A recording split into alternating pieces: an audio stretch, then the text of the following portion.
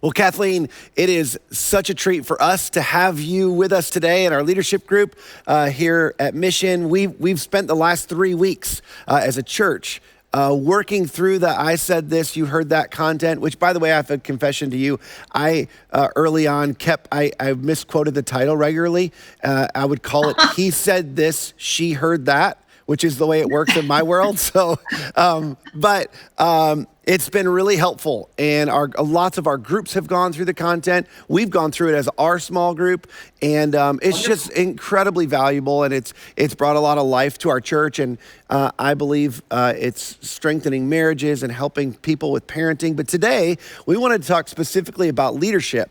This leadership group that we have is a fairly new group, and so the fact that you'd set aside some time today as the author of this work and this book specifically, and I just learned before we got on, you spent years and years and years with sort of, I don't know how to call her. Is she the originator of a lot of this work, or Florence Littauer?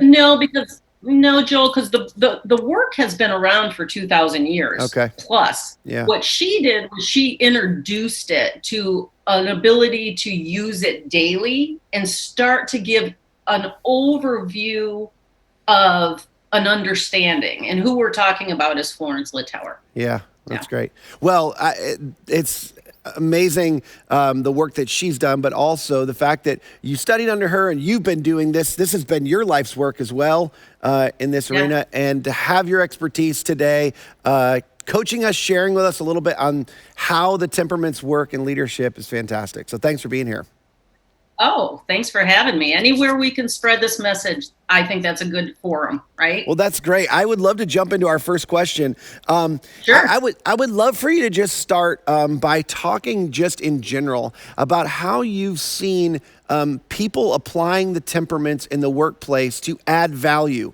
What is the added value you've seen by people who've sort of taken this seriously and begun to apply the knowledge and information that it provides in the workplace?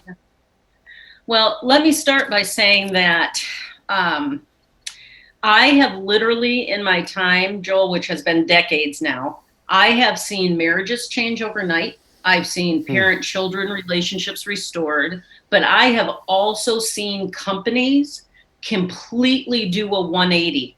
Wow. By just applying this basic, and really it's simple, so we don't want to make it more complex than it is, understanding how the different temperaments communicate.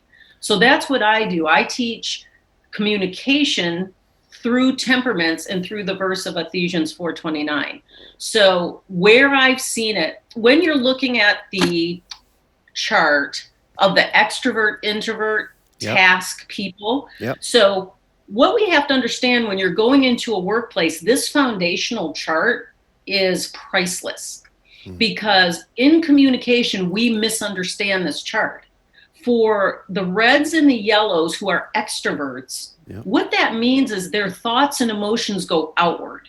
These people have no filter. So they talk before they think, right? This is a person that in communication, it's not about being around people. It's about that they talk before they think. They have no filter, right? Got it. The blue and the green, the introverts, they're processors.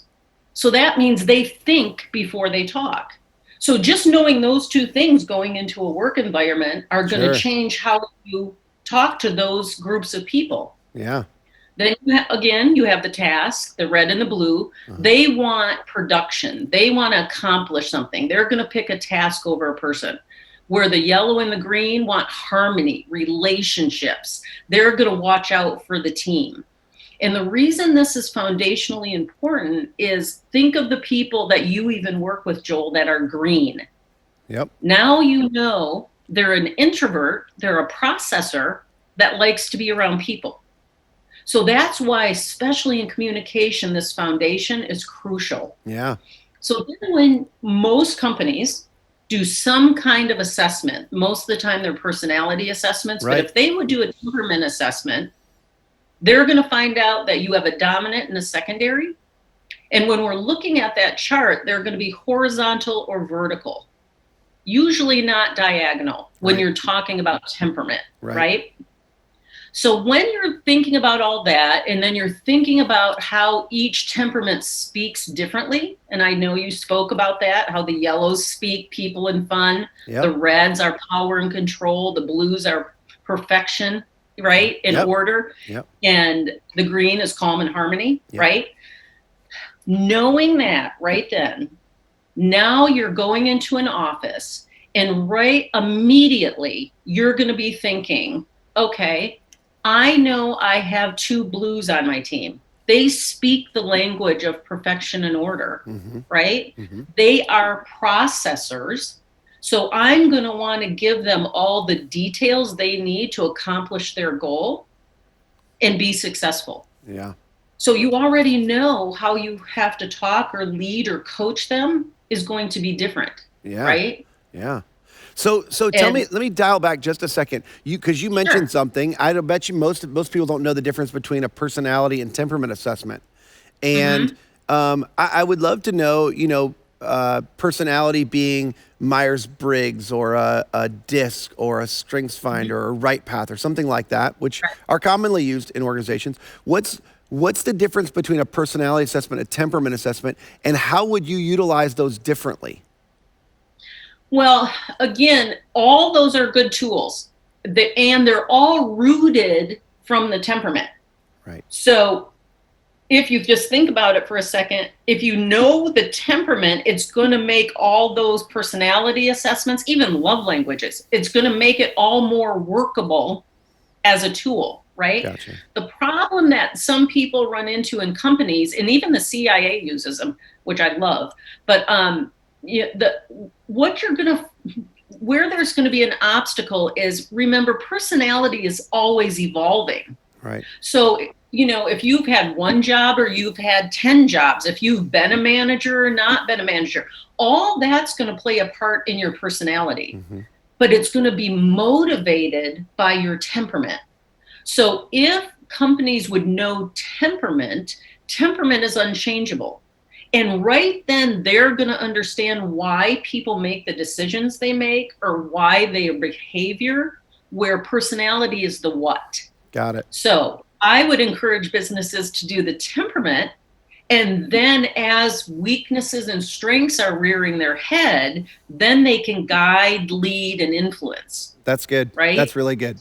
That's super clarifying. So when you talk about that, let's jump into that. The behavior of these different leadership temperaments, of the temperaments and how they play out in leadership. Could you talk a little bit about each of them really quick? So we've talked the overview about sort of how they communicate and the words that they need. We've talked about this in the series, but talk about it from specifically a leadership style, how this plays out, the different temperaments play out with the different colors. Well, what I want all your listeners to hear, though, and before we go specific, is that everything that separates me from personality are the innate needs that you taught them. Right. Those innate needs are going to shape leaders, and they're going to shape who you lead. So if leaders would first just understand the innate needs of their employees or who they're leading. Yeah, that's good. That's going to change everything, because Joel, what it's going to do is it's going to be able to give you grace for the person, like the yellow that comes flying in the office and wants to tell you a story about the weekend, right? Yeah, that's right. All of a sudden you're going to be thinking approval, acceptance, attention. How do I love them better? By giving them eye contact. And then being able to do that is crucial. It's crucial to their work experience, to their enjoyment of their work environment. And I know you're yellow and I'm blue. So say that scenario happened to you and I, and of course I'm in there working and you come in. I have a choice right then to love you better as a coworker. I can either stop what I'm doing and say, absolutely, Joel, tell me your story. I would love to hear it. Or I could say, Joel, let me finish this document. And as soon as I'm done, I'll come to your cubicle because I would love to hear your story. So either one's going to work, but what I'm doing is I'm not shutting you out going, quit interrupting me. Right. Because I understand how God wired you. Right? And or you're doing what we talked about in the series, and you talk about in this study is I'm going to relate to you according to your needs, not according to my exactly. needs. I'm going to defer to you. I'm going to prioritize you. Exactly. And that's what we want to do. And remember that God didn't say do a witness. He said be a witness. So I'm asking people not to do the temperaments. Mm-hmm. I want you to be fluent in the temperaments. So the minute a yellow walks across my path, I don't become something different, but I can speak their language. Sure. Right. Yeah. So I can, no, Kathleen, no unwholesome words come out of my mouth. Only what builds Joel up according to his needs and benefit all. Listen, I love when people put their name in the verse. Yeah, right? That's great. So the innate needs are crucial. Okay, so let's make sure we don't miss that point. For sure. Because that's really key. That's food and water. But for leadership, let's talk about the yellow leader. Okay. You, for example. What you uniquely bring to the work environment is you bring balance to conflict and problems. Mm-hmm. You have an unmatched force of enthusiasm and encouragement. You have a genuine desire for your team to succeed. And you create a fun and accepting environment for people to work. So again, that's what a yellow leader looks like. And let me even kick back a little bit and say, what is a loss for me, Joel, is when people talk about people in descriptive words. Like I'll get people like, don't put me in a box, and I'm like, no, we don't put anybody in a box. That's not what I do. If people are going, oh, Joel's so funny, he's yellow.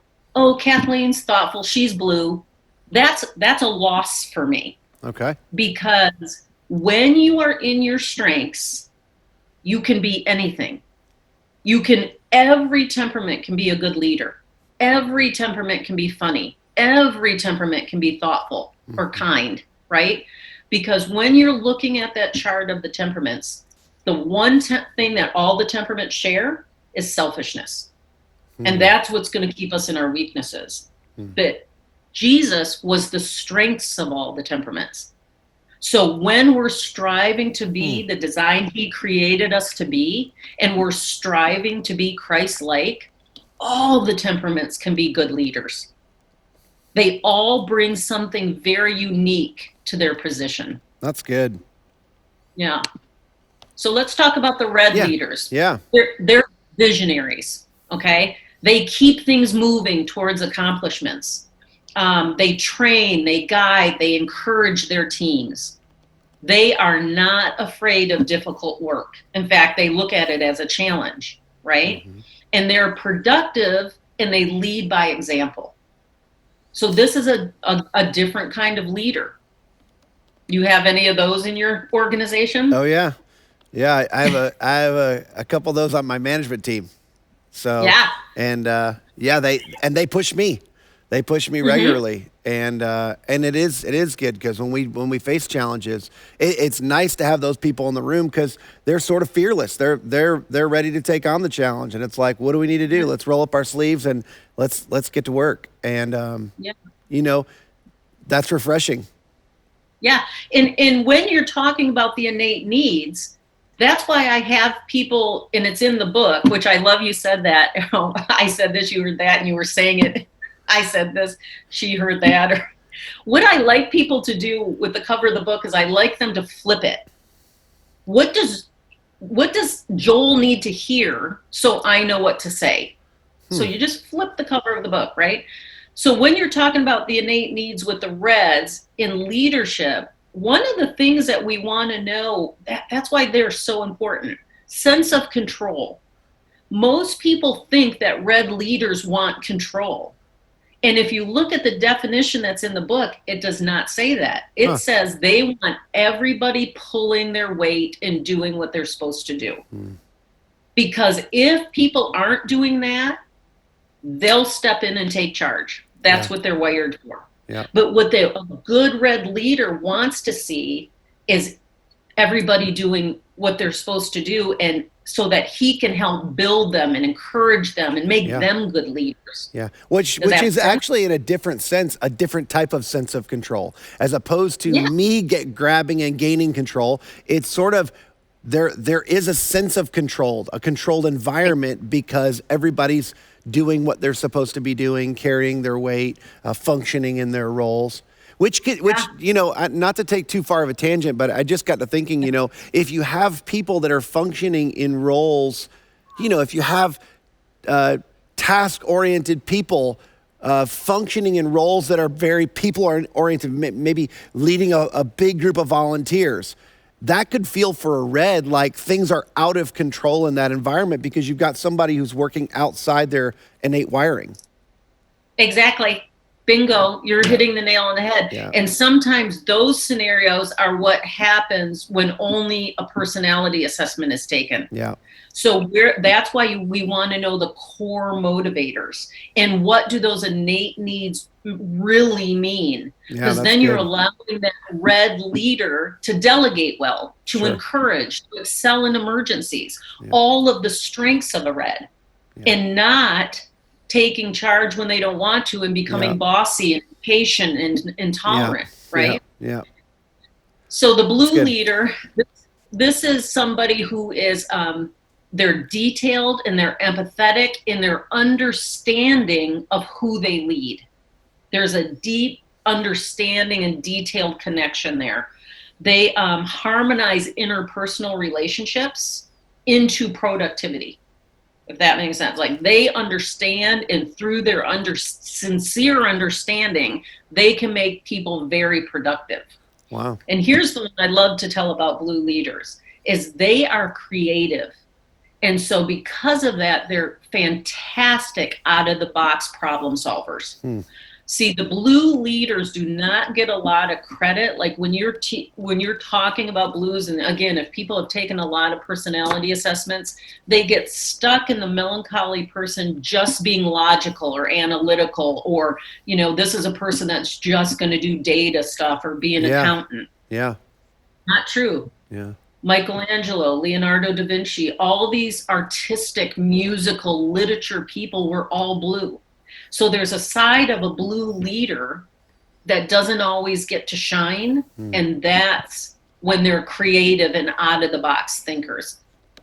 That's good. I'm guilty of that, of sort of thinking about blues in that category as well, as opposed to being people that we should, it seems like, and I'm telling on myself a little bit here, but I typically think of those people as, hey, they're going to get us all the data so we can make good decisions. But typically what you're saying is they're probably going to see the out-of-the-box idea or direction or path to success before others will, because it's how they're wired. Yeah. And the thing is, we do love research, and you are going to get all the details. But that's only one side. I mean, really think of a lot of the famous comedians right now. Most of them are blue. And that's because they have that creative musical side, artistic side that doesn't always get to be put out there, because I happen to be a blue, because we are reserved and private. So in order for me to show everybody that and be that vulnerable, I have to feel safe. And see how that goes back to the innate need.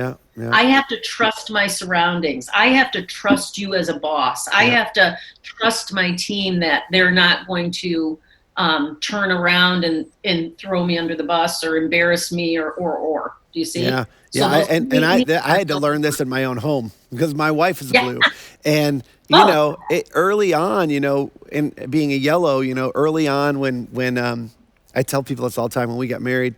And even when we were dating, we used to do all sorts of, she would go along with me to go, skydiving and whitewater rafting, all stuff. And then we had kids, and like her innate need for safety, like all of a sudden it was like, she didn't want to do any of that stuff. And I was like, wait a minute, I feel like this is a bait and switch. And she's like, no. I felt safe in those other environments for me, but I don't feel safe necessarily for my kids, like engaging in things like this. And it's a different level of, it's different circumstances in life, and her innate need changed her behavior in that environment.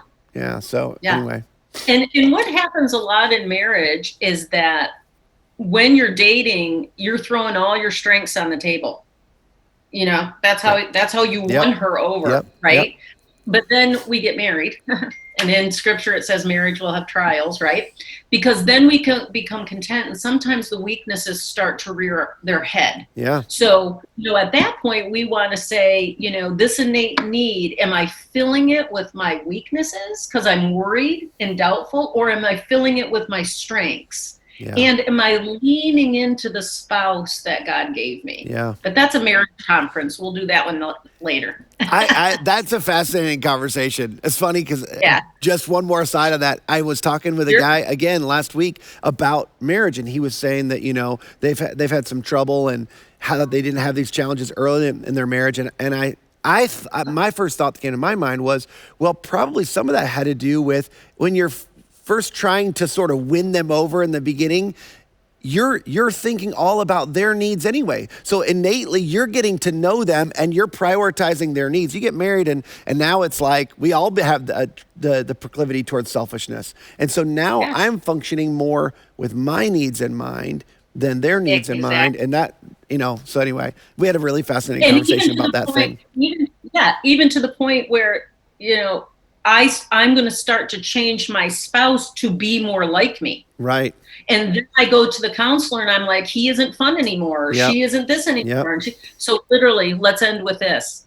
I always encourage people to stay in dating mode. Yeah. But with each other. Yeah, exactly. But stay in dating mode. That's good. Okay? That's good. So but there's a natural connection to the workplace here though too, because people do the same thing. Absolutely. When they come into a work environment, they're trying to impress people. They want to make a good impression. And so they in deference will learn everybody else, get to know other people. They're trying to make connections. They're trying to put on a good face or at least make a good first impression in the work environment. And then as time goes on, that changes. And it can seem like what happened to that person, but it's really laziness on all of our parts, isn't it? It's selfishness is what it is. Yeah. You become content and all of a sudden you're trying to change people. And that's where we have a choice to stay in our strengths or stay in our weaknesses. Nobody is making that choice for you. If you are interrupting people, Joel, or you're being obnoxious, you are choosing that over being inspiring or encouraging. Just like if I'm remembering the negatives or I'm being moody and I'm choosing that over compassion or logic, that's on me. Right. That's not on the people. And the thing is, it first starts with you and God, and then it has to go in order. Then it's your marriage, then it's your children, then it's family, friends, and then work. Yeah. And I'm not kidding. I can tell within a minute when a couple comes into my office if that target is out of order. If work is inside the marriage or the kids are inside the marriage, I can tell just like that. Wow. And then it's about getting it in order. Yeah. Right? That's good. And then being consistent in your strengths, because that's what we have to do.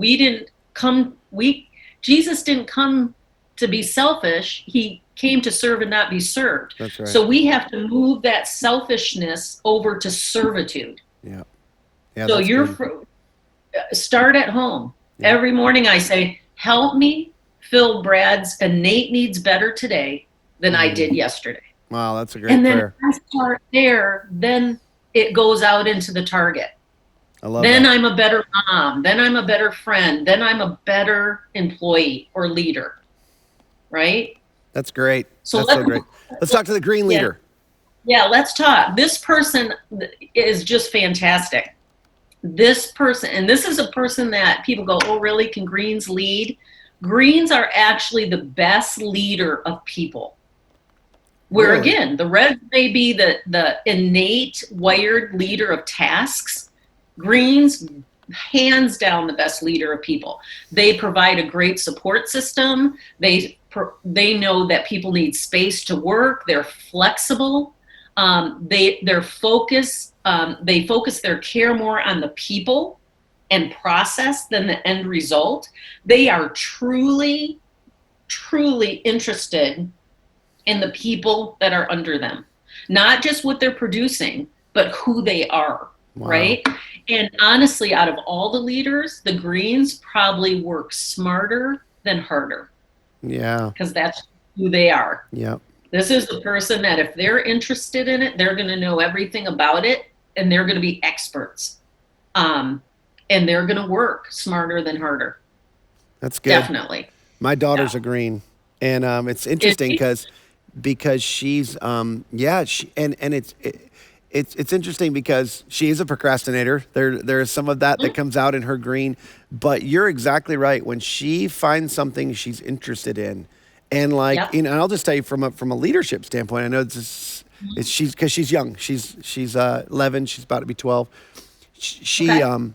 She's here at church. She's real involved in the preschool area, and she loves it. Like she wants, and she knows everything about it, and she's read all the materials. And every time they send her stuff, she comes prepared all the time. When she's going to tell a Bible story or whatever, she's all about. She knows as much or more than the people who are leading her here at the church. And so you're exactly right. I see that.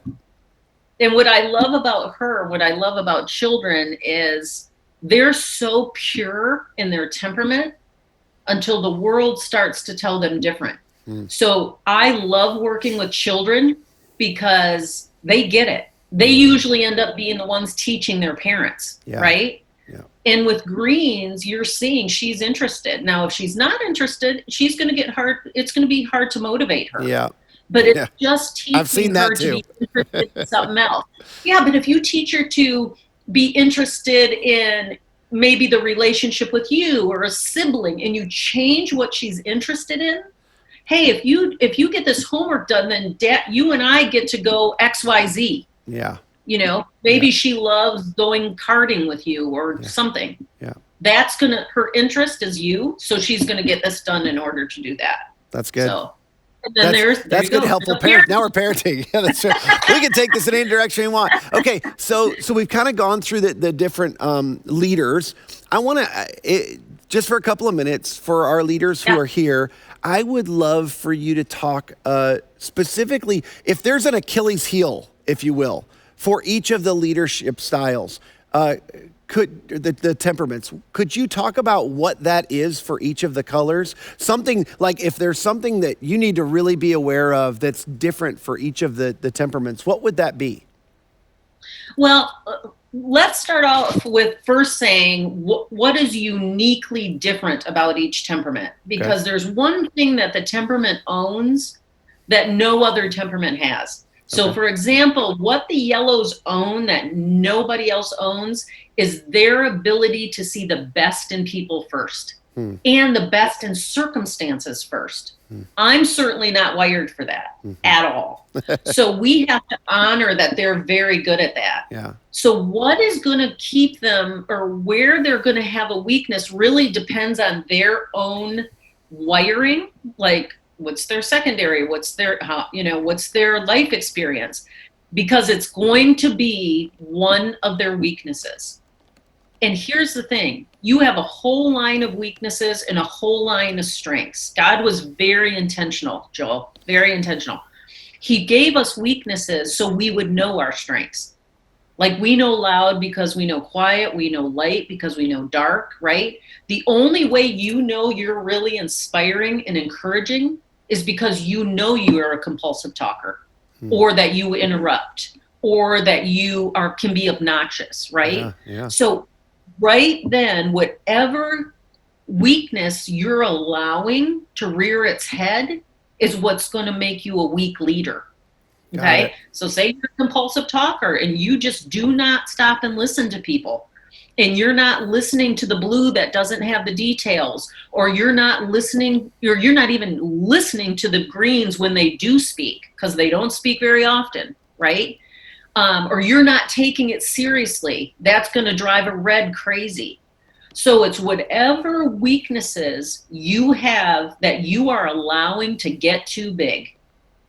That's what's going to prevent you from being a good leader. So there isn't really, and that varies from leader to leader. It depends on what their secondaries are. There isn't, you wouldn't say there's like one key thing that each temperament needs to watch out for. It's more of like, this is why you need to understand yourself, and you need to Exactly. learn about. That's good.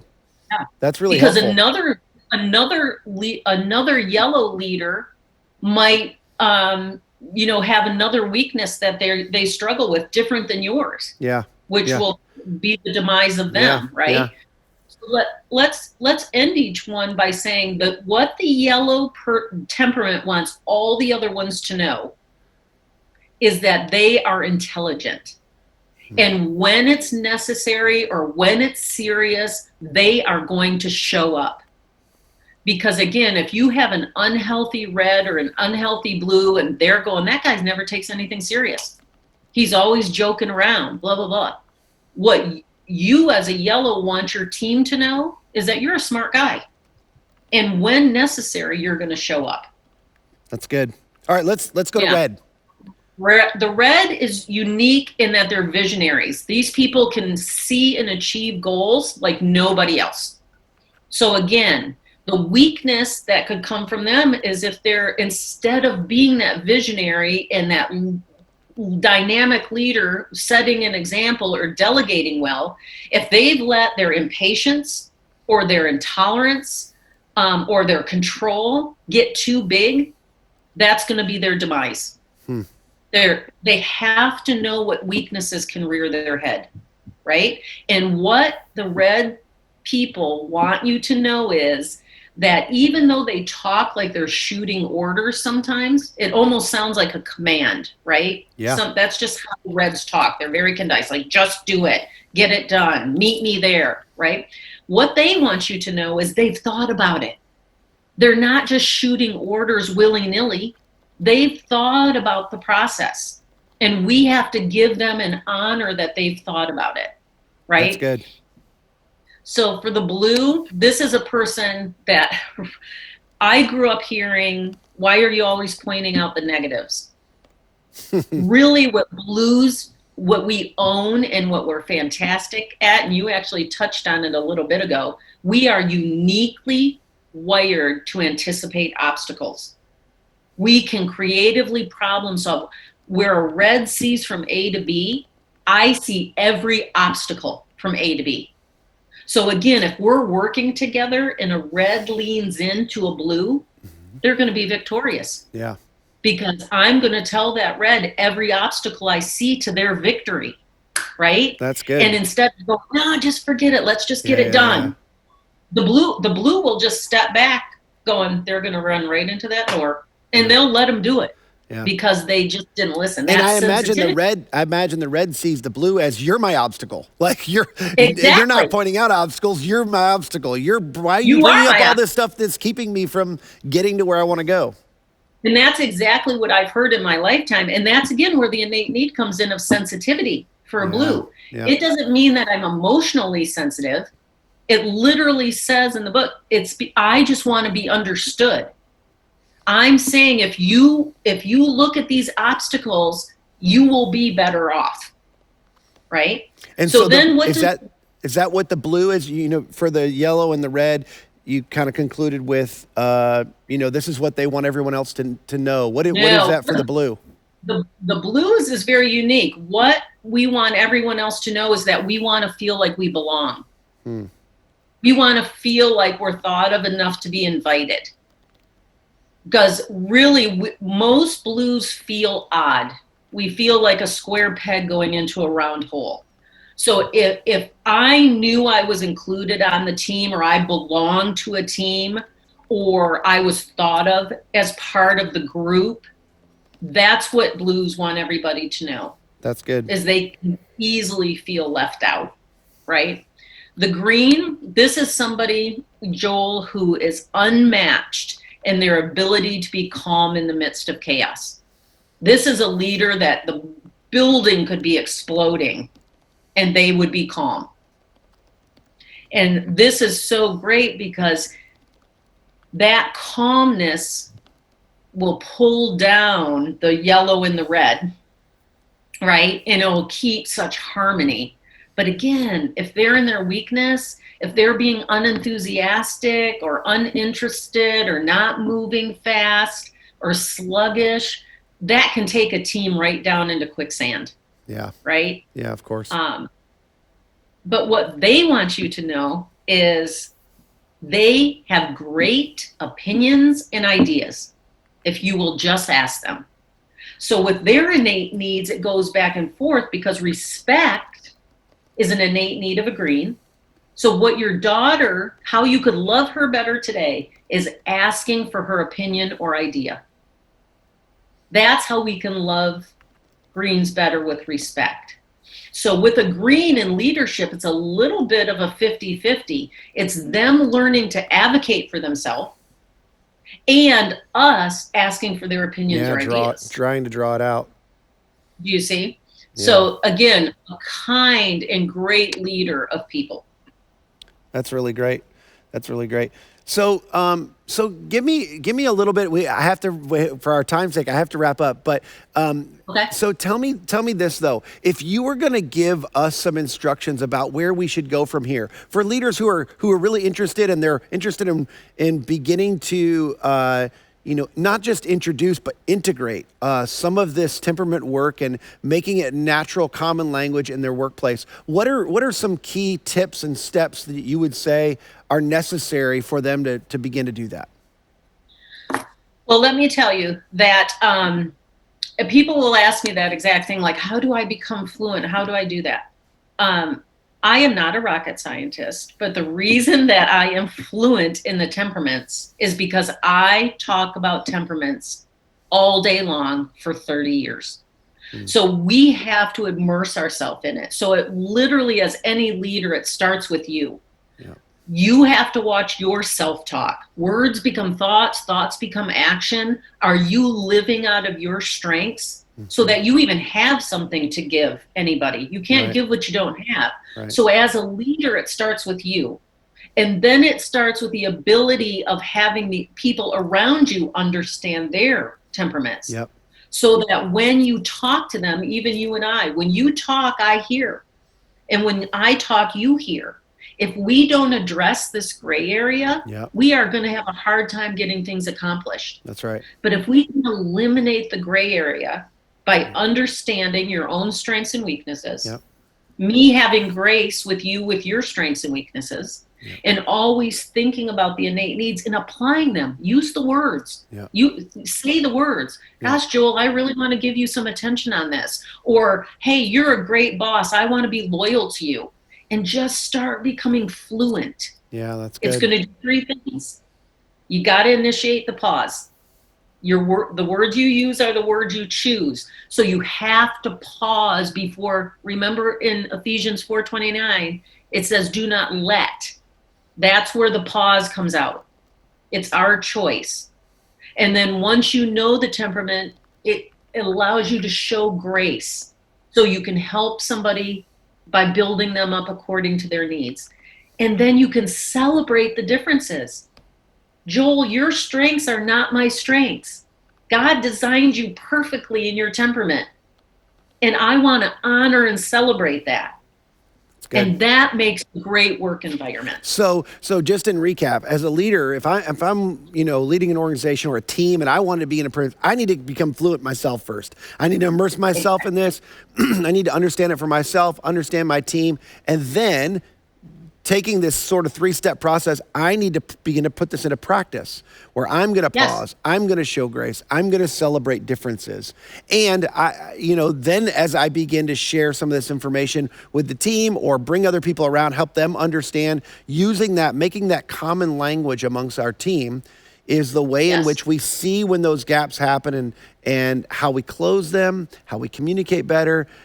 And I would say, you're going to be more productive for sure, but you're just going to create a much less toxic or difficult work environment where people don't want to work. I mean, people want to be in a place where they can be productive, where their skill sets are valued, where people recognize their innate contributions to the organization. It literally becomes freedom and it becomes magnetic. Instead of the magnets going like this, you flip them, they go like this because we want to accept our temperament. We want to be aware of what that looks like. How do we speak? How do other people speak? Then you want to apply it, and then you become authentic. You become authentic, and that's freedom to be exactly who God intended you to be. Because that's when somebody in your work environment is going to experience the words, the behavior, the eye contact. Something is going to be a glimpse of Jesus in there through you and your authenticity and how perfectly he designed you. It's awesome. Right? That is so good. Yeah. Hey, I just want to say thank you. Your work. I took a bunch of notes just today, and I feel like I've read and listened to almost all of your stuff, and I took a bunch of great new notes today. I'm looking forward to having conversation with other leaders in this environment. But I just want to thank you for all your work and your generosity with your time and the way you've just. I know sort of you're riding a little bit of a wave right now with the success of this material, but there's a stewardship to that, and you seem to be stewarding it incredibly well. And so I just want to say thank you for all that you're doing to build up people and build up the kingdom through your work. So thank you so much. Thanks for having me. Yeah.